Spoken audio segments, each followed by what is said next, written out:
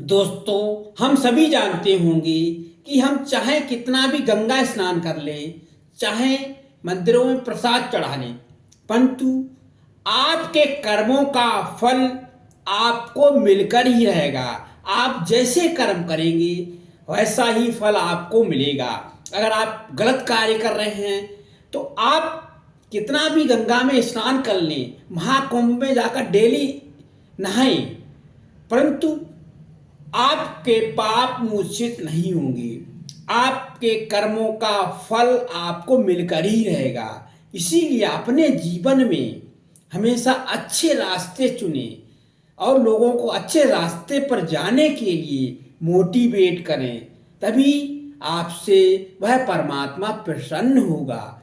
अगर आप दूसरे के प्रति सही रास्ता नहीं अपना रहे हैं, सही मोटिवेशन नहीं कर रहे हैं, तो आपसे वह परमात्मा कभी भी प्रसन्न नहीं होगा। आप दूसरे की भलाई करके देखिए, दूसरे के प्रति अच्छी सिचुएशन रखकर देखिए, आपको सफलता अवश्य मिलेगी। अगर आप दूसरे के प्रति सहानुभूति नहीं रख रहे हैं, काइंडलीनेस नहीं रख रहे हैं, तो आपको भी कष्ट होंगे। ये जीवन की सच्चाई है। इसीलिए हर स्त्री पुरुष को एक दूसरे का सहयोग इस धरती पर करते रहना चाहिए। महाकुंभ की बात है। महाकुंभ में हर तरह के बाबा नहाने जाते हैं, हर स्त्री पुरुष नहाने जाता है। वह सोचता है कि हमारे पाप मूर्छित हो गए हैं, हम पाप धो चुके हैं, परंतु ऐसा नहीं है। आपके कर्मों का फल आपको अवश्य मिलेगा।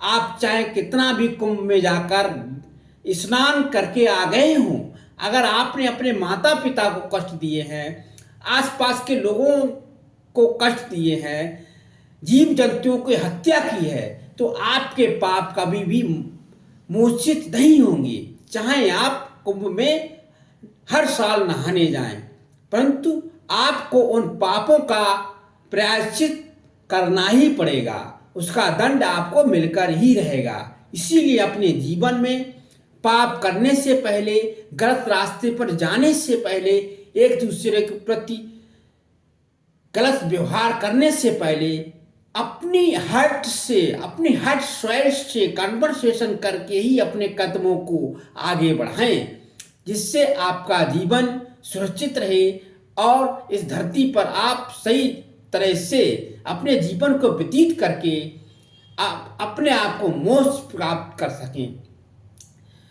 तुम्हारे मरने के बाद क्या होगा? हर स्त्री पुरुष यही सोचता है। हर स्त्री पुरुष एक दूसरे के प्रति सोचता है कि तुम्हारे मरने के बाद क्या होगा।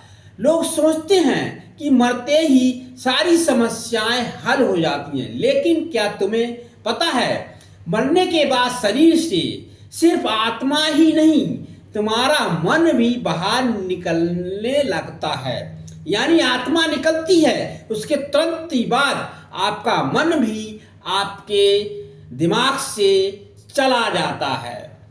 तुम अभी भी जैसे सोच विचार करते हो, मरने के बाद भी इसी तरह से सोच पाओगे। जब तक तुम्हारे मन की मौत नहीं होगी, तुम तृप्त नहीं हो पाओगे। तुम फिर नए शरीर की खोज करोगे, फिर मरोगे, फिर दूसरे शरीर की तलाश करोगे। यह सिलसिला यूं ही चलता रहेगा। मरने के बाद बिना शरीर के तुम्हारी तकलीफें और ज़्यादा बढ़ जाएंगी।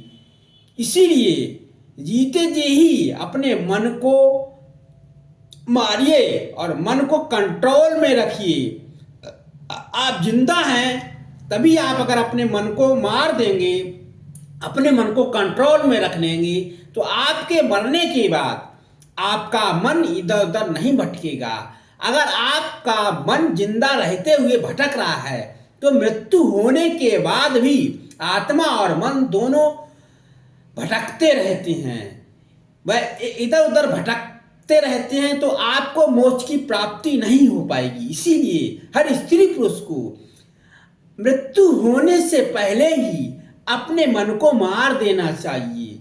अगर आपने अपने मन को नहीं मार पाए हैं, आप सरसैया पर पड़े हुए हैं, आपकी मृत्यु पास में है, फिर भी आप लोभ लालच में अपने परिवार को इकट्ठा कर रहे हैं, धन दौलत के बारे में लोगों को बता रहे हैं, तो आपका मन खिन्नित हो जाएगा और आपकी मृत्यु मोक्ष को प्राप्त नहीं कर पाएगी। इसीलिए मृत्यु होने से पहले अपने मन को मारिए, अपने मन को कंट्रोल कीजिए और आत्मा को शांति के साथ मोक्ष प्राप्त करते हुए, मन को मारते हुए स्वच्छ रूप में उस परम पिता परमेश्वर में विलीन कर दीजिए, तभी आपको मोक्ष की प्राप्ति हो सकती है। अगर आपका मन नहीं मरा है तो आपकी आत्मा मन के साथ भटक जाएगी और आपको सुंदर शरीर द्वारा प्राप्त होना निश्चित नहीं रहेगा। आप भटकते रह जाएंगे और आपको मोक्ष की प्राप्ति कदापि नहीं हो पाएगी। इसीलिए हर स्त्री पुरुष को अपने मन को गलत रास्ते पर जाने से मारना चाहिए। लोगों के प्रति अच्छी सिचुएशन रखने के लिए अपने मन को बाध्य करें।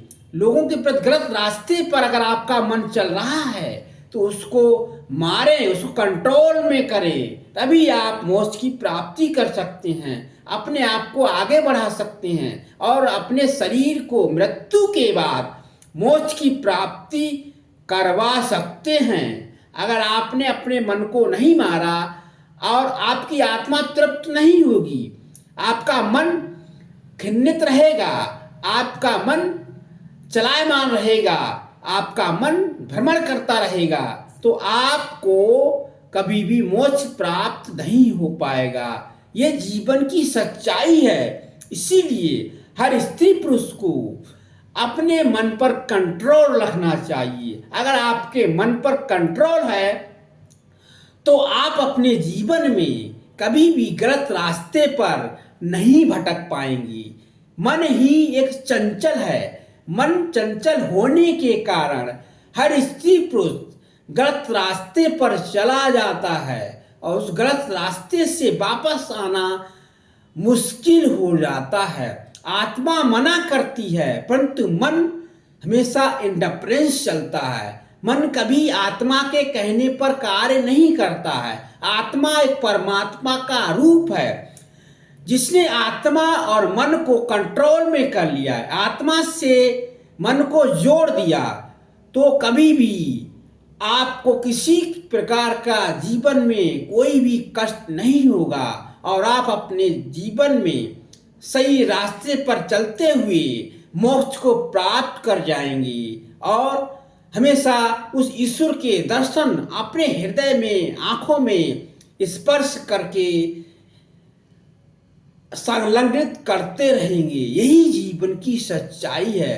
इसीलिए अपने मन को कंट्रोल में रखिए और उस परम पिता परमेश्वर को हृदय में प्राप्त कीजिए। इधर उधर भटकने से वह परमात्मा आपको कभी नहीं मिलेगा। यही जीवन की सच्चाई है। यही जीवन का एक तथ्य है। यही एक परमात्मा है। हम सबका शरीर ही परमात्मा है। हम सबके शरीर के अंदर जो आत्मा, वही एक स्वैल, जो हार्ट इन गॉड, वही एक परमात्मा का रूप है। आप कहीं भी मंदिरों में भटकते रहें, आपको वह परमात्मा नहीं मिलेगा। आप चाहे कितना भी जल चढ़ा लें, आपको परमात्मा नहीं मिलेगा। परमात्मा तो एक दूसरे की भलाई करने से मिलता है। परमात्मा तो एक दूसरे को सपोर्ट करने से मिलता है। परमात्मा एक दूसरे के साथ सही दिशा निर्देश करने से मिलता है।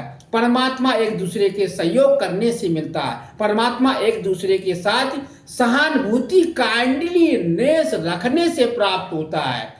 आपको परमात्मा कहीं इधर उधर नहीं मिलता है। परमात्मा आपके आसपास 24 घंटे सर्विस देता है। आत्मा ही परमात्मा है।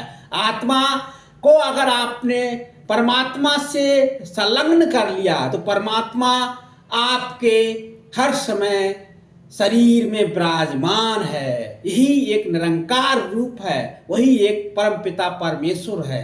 आगे बढ़िए और परमात्मा को